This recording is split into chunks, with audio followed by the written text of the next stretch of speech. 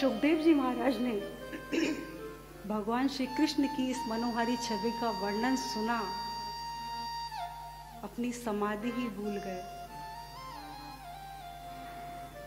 मेरे गुरुवर श्री कृपालु जी महाराज कहते हैं, सो कृपालु झांकी झाकन हित शंभु समाधि भुलावत धूसरे धूल भरे हरियावत।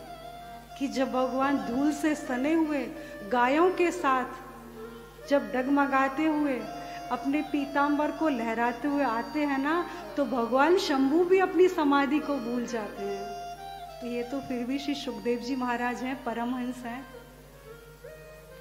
अब श्री सुखदेव जी महाराज ने सोचा, अब मैं निर्गुण ब्रह्म का चिंतन नहीं करूंगा, सगुण ब्रह्म का ही चिंतन करूंगा। लेकिन फिर सोचने लगे कि नहीं, सगुण ब्रह्म में तो वस्तुओं की अपेक्षा है। हमारे ब्रज में कहते हैं ना, मेरे लाला को माखन भाई रे और कछु काम ना आए रे। इन्हें बड़ी बड़ी स्तुतियां नहीं चाहिए, सिर्फ माखन चाहिए, मिश्री चाहिए, और कुछ नहीं तो गोपियों की मीठी मीठी गारियां चाहिए। बस इसी से मेरा कन्हैया प्रसन्न है। और सुखदेव जी महाराज तो दिगंबरम भक्त विकीर्ण केशम, उन्हें अपना ही कुछ भान नहीं है तो ठाकुर जी का कैसे होगा। उन्होंने सोचा कि नहीं नहीं, निर्गुण ब्रह्म ही मेरा ठीक है। तभी शिष्यों ने दूसरा श्लोक गान प्रारंभ किया। अहो वकीयम स्तन काल कूटम जिंघासया पाय पदिम समावती। मेरे प्रभु कितने कृपालु हैं, कितने दयालु हैं कि जो पूतना विष लगाकर मारने की इच्छा से दुग्धपान कराने गई थी, उसको भी मेरे कन्हैया ने अपने माता की गति प्रदान कर दी। अरे आप तो भगवान अंतर्यामी हैं, सबकी भावनाओं का फल देते हैं। तो क्या आपको ज्ञात नहीं था पूतना आपको मारने की इच्छा से आई है? मेरे गोविंद कहते हैं, मेरे कन्हैया कहते हैं कि मैं जानता हूँ, लेकिन जरा यह भी तो विचार करो कि मुझे मारने का तरीका तो कोई और भी हो सकता था, लेकिन पूतना ने मुझे मेरी माता की तरह दुग्ध पान करा के मुझे मारना चाहा, इसलिए मैंने उसे अपनी माता की गति प्रदान कर दी। तो कम वा दयालु शरणम ब्रजेमा।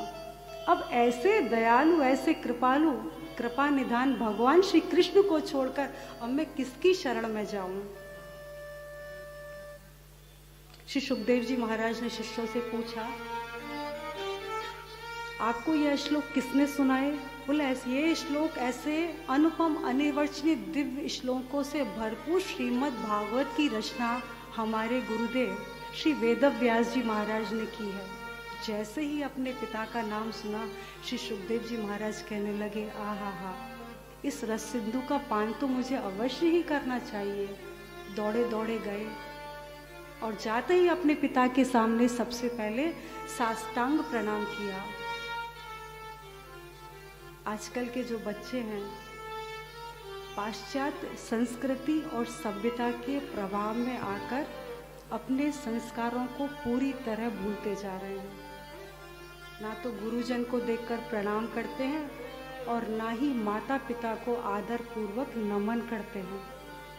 दूर से ही देख के बस हाय हेलो किया और हो गया उनका प्रणाम अभिवादन।